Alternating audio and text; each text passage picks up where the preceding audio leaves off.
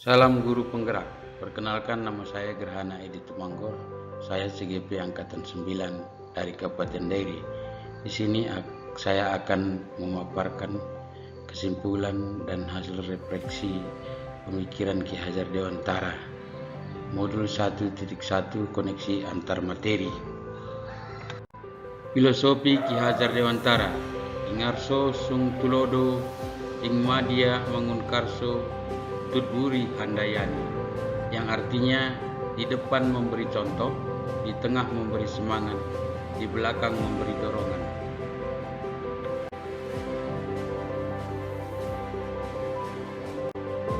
Ada beberapa pemikiran Ki Hajar Dewantara yang dapat saya rangkum pada saat ini, yaitu yang pertama pemikiran Ki Hajar Dewantara tentang pendidikan. Menurut Ki Hajar Dewantara, pendidikan dan pengajaran adalah merupakan persiapan dan persediaan untuk segala kepentingan hidup manusia, baik hidup bermasyarakat maupun hidup berbudaya dalam arti seluas-luasnya. Tujuan dari pendidikan adalah segala usaha untuk menuntun segala kekuatan kodrat yang ada pada anak agar bisa mencapai keselamatan dan kebahagiaan setinggi-tingginya, baik sebagai manusia maupun sebagai anggota masyarakat. Pengajaran adalah proses pendidikan dalam memberi ilmu untuk kecakapan hidup anak secara lahir dan batin.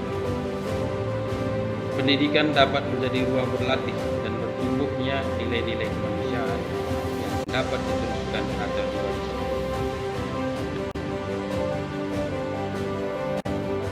Yang kedua yaitu pemikiran Ki Hajar Dewantara tentang anak. Anak dilahirkan sebagai individu yang unik dengan segala kelebihan dan kekurangan yang dimiliki. Anak dilahirkan di baris kertas yang sudah punya garis yang sama-sama di dalam jiwanya.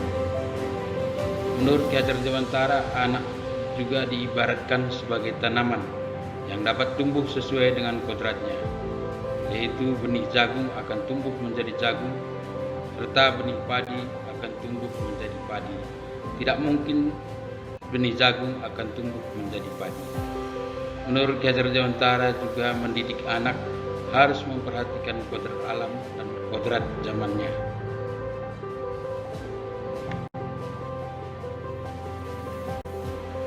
Yang ketiga, pemikiran Ki Hajar Dewantara tentang guru.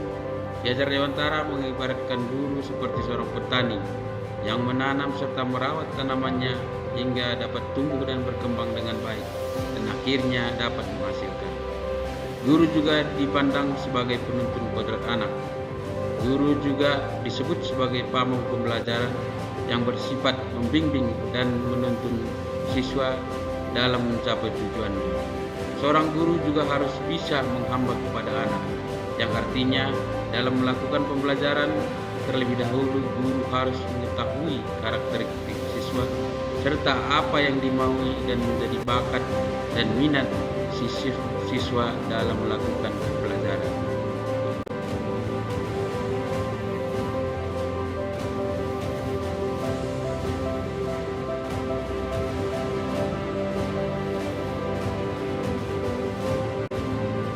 Sebelum saya mempelajari modul 1.1 ini, kepercayaan tentang murid dan pembelajaran di kelas yang saya lakukan yaitu yang pertama, kurangnya mengenal karakteristik murid.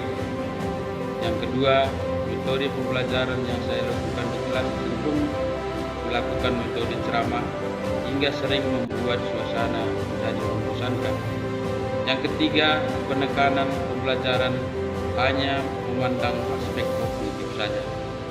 Yang keempat, saya menganggap bahwa guru adalah aktor utama pembelajaran dalam kelas, sedangkan murid adalah objek pembelajaran, sehingga apa yang menjadi perintah seorang guru harus dipatuhi oleh murid.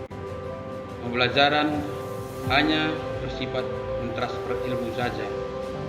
Fokus pembelajaran adalah ketercapaian penyampaian materi, sehingga kurang memperhatikan minat dan kemauan murid.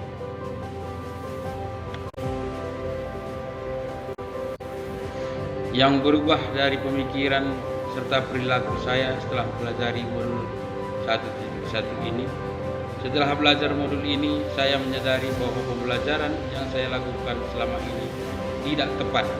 Seharusnya saya melakukan muridlah yang menjadi faktor utama dalam pembelajaran, sedangkan guru hanya sebagai penuntun atau pamong pembelajaran sesuai dengan pemikiran Ki Hajar Dewantara yang menyatakan tugas seorang guru adalah menuntun segala kodrat yang dimiliki anak untuk dapat berkembang sesuai dengan minat dan bakatnya.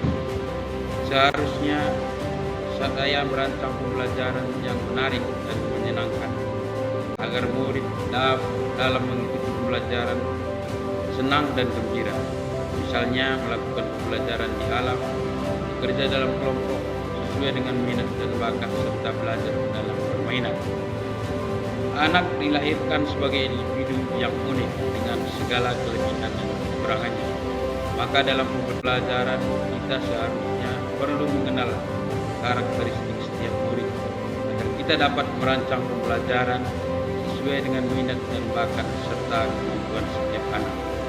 Guru seharusnya menjadi fasilitator yang dapat menyiapkan segala keperluan murid dalam belajar, mengembangkan minat dan bakatnya, bukan sekedar mentransfer ilmu saja. Pembelajaran seharusnya memperhatikan semua aspek pada siswa, baik aspek sosial, afektif, psikomotorik, sikap spiritualnya, bukan hanya mengarah pada aspek kognitifnya saja.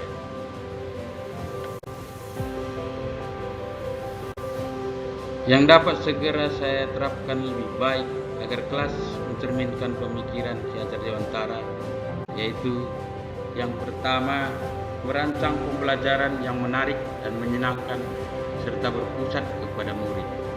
Yang kedua, lebih mengenal karakteristik siswa dengan menjalin komunikasi dengan murid serta menjalin kerjasama dengan orang tua.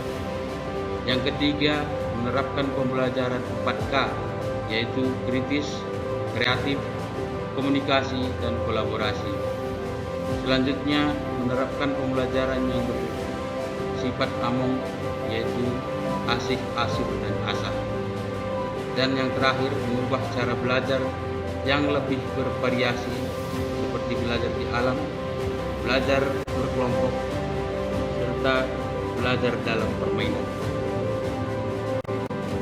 Demikianlah kesimpulan dan hasil refleksi pemikiran Dewantara yang dapat saya paparkan. Jika ada kata serta pengucapan yang salah, saya mohon maaf.